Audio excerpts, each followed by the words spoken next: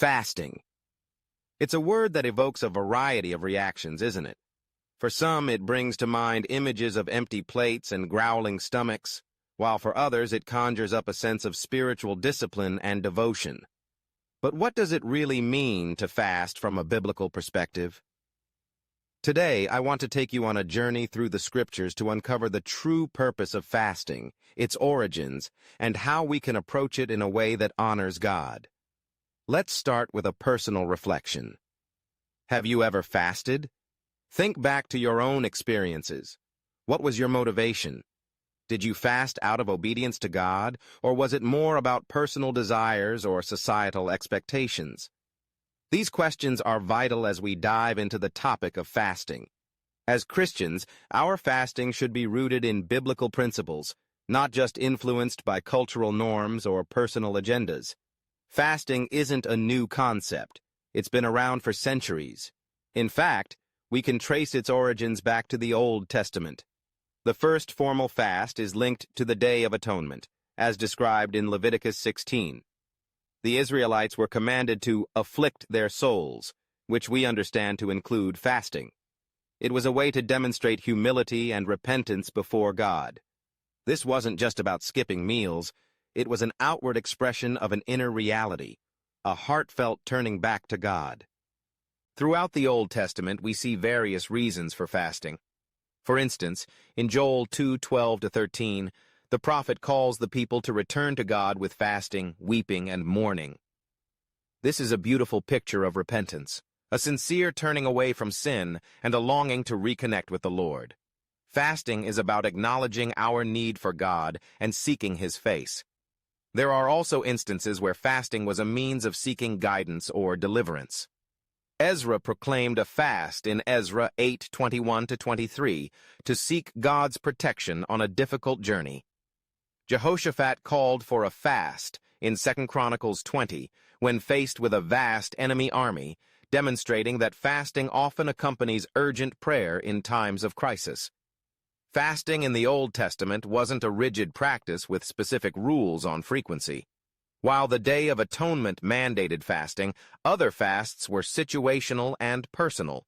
It was a communal act at times, like when the people mourned King Saul's death in 1 Samuel 31:13. The common thread, however, was a deep desire for God, whether in grief, repentance, or seeking His guidance.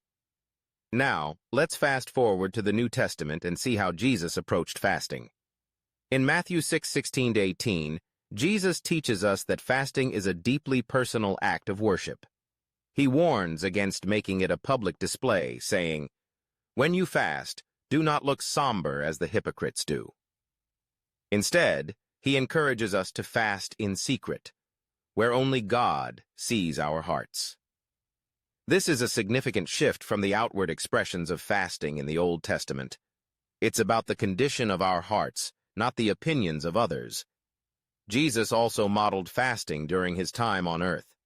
In Matthew 4:1-2, He fasted for 40 days in the wilderness before beginning His ministry. This wasn't just a physical challenge. It was a spiritual preparation, a way to rely on God and demonstrate His power over temptation. Jesus understood that fasting was about equipping ourselves spiritually for the work God has for us. The apostles continued this practice, emphasizing fasting as part of prayer and worship. In Acts 13:2-3, we see church leaders fasting and praying before commissioning Paul and Barnabas for their missionary journey. Fasting was integral to their spiritual dedication and discernment. Paul even mentions fasting as a mark of his ministry in 2 Corinthians 6:4-5, showing its importance in enduring hardships and seeking God's will. So, what's the overarching purpose of biblical fasting? It's not about manipulating God for our personal gain or fulfilling a checklist of religious duties.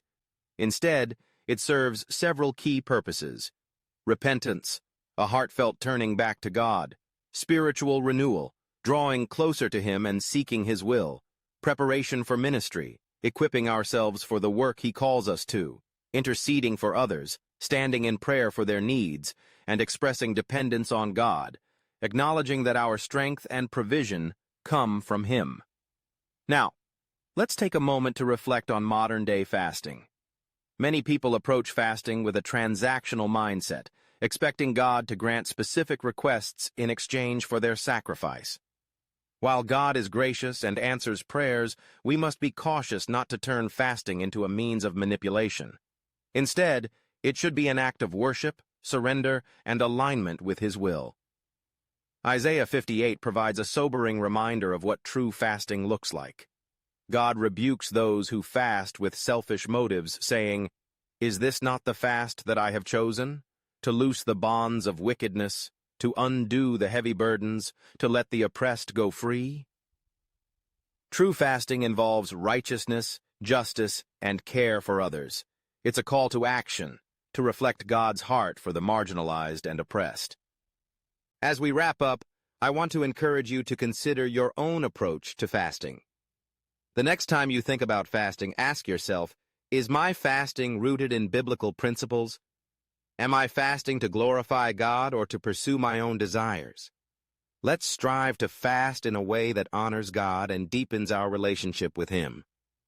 Thank you for joining me today as we explored the biblical perspective on fasting.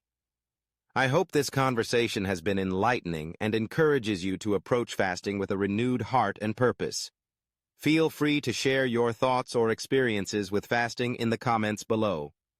God bless you.